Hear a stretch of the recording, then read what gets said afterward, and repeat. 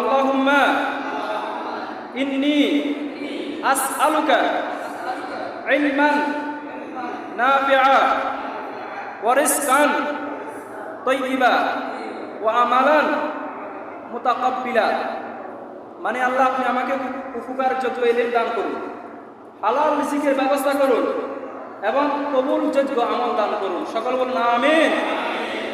এই পৃথিবীতে যত নবী রাসূল এসেছে প্রত্যেকে রিজিক বৃদ্ধির জন্য দোয়া করতেন। সাইয়েদনা ইব্রাহিম আলাইহিস সালাম স্পেশালি দোয়া করেছেন।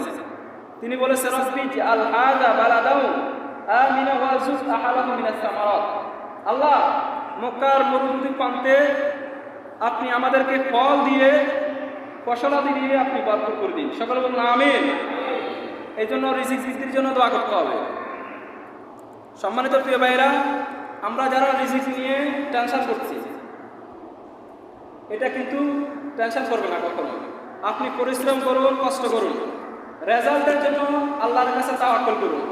রিজিকের ব্যবস্থা করবেন কে?